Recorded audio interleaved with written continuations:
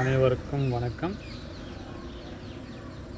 மேலும் தமிழக முதல்வர் அவர்களுக்கும் வணக்கம் மற்றும் அனைத்து பத்திரிகையாளர்களுக்கும், செய்தியாளர்களுக்கும், மீடியாக்களுக்கும் எனது முதற்கண் வணக்கத்தை தெரிவித்துக் கொள்கிறேன். நான் திருப்பத்தூர் மாவட்டம் நாட்றாம்பள்ளி தாலுகா தோப்பலகுண்டா கிராமத்தை சார்ந்த தனசீலன். நான் ஒரு உடல் உணர்வு மாற்றுத்திறனாளி.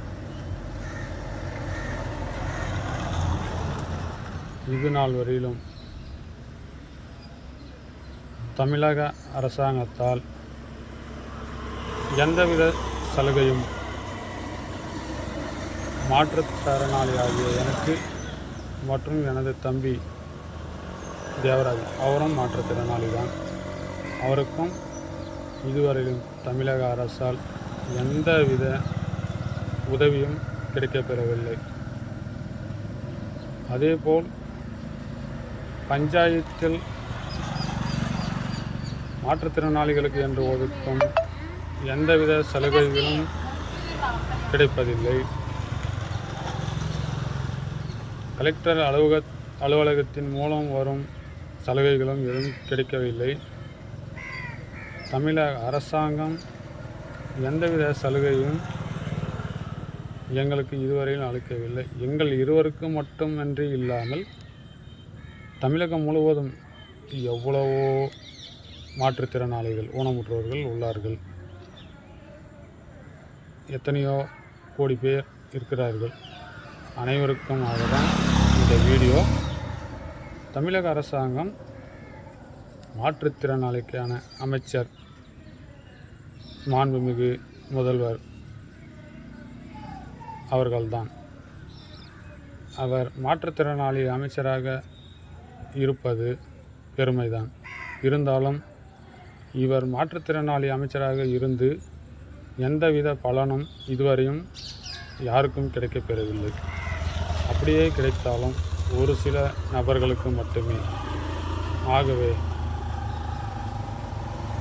எங்களுக்கு எந்தவித சலுகையும் கிடைக்கவில்லை என்றுதான் நான் இந்த வீடியோவை பதிவு செய்கிறேன். நான் தொழிற்படிப்பு, அதாவது டிப்ளோமா எலக்ட்ரானிக் கம்யூனிகேஷன் படித்துள்ளேன். எந்தவித வேலைக்கு சென்றாலும் ஊனமுற்றவன் என்ற காரணத்தினால் எனக்கு தனியார் துறையிலோ இல்லை அரசாங்க துறையிலோ எந்த வேலையும் கிடைக்கவில்லை. அரசாங்க துறையினாலும் எழுத்துத் தேர்வில் என்னால் பயின்று எழுத்துத் தேர்வில் தேர்ச்சி பெற இயலவில்லை. ஆகவே கிராம உதவியாளர் பணிக்கு சென்றாலும் அதிலும் போட்டிகள் இருந்தாலும் பிரச்சனைகள் இல்லை. பணம் மட்டுமே தற்போது இருக்கும் நிலவரம். பணம் இருந்தால் மட்டும்தான் வேலை கிடைக்கும் தமிழக அரசாங்கத்தில் என்ற நிலவரம் தற்போது ஓடிக்கொண்டிருக்கிறது. அதேபோல் குறைந்தபட்சம் ஒரு 8 மாதங்கள் ஆயிருக்கும் என்று நினைக்கிறேன். மாவட்ட ஆட்சியர் அலுவலகத்தில் உதவியாளர் பணிக்காக நேர்முக தேர்வுக்கு சென்றிருந்தேன்.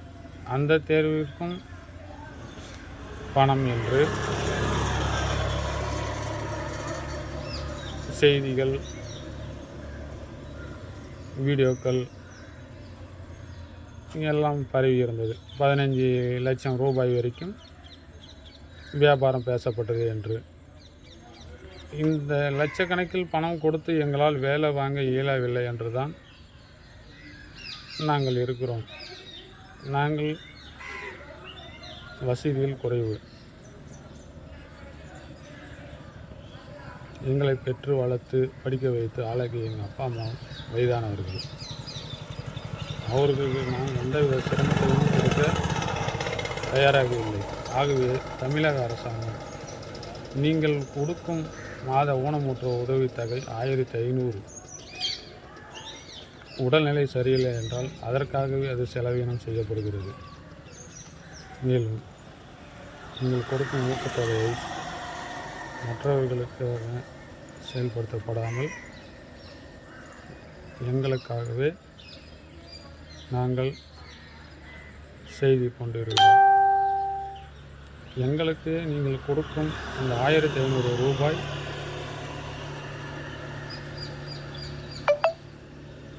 குறைவாக உள்ளது. ஆகவே தமிழக முதல்வர்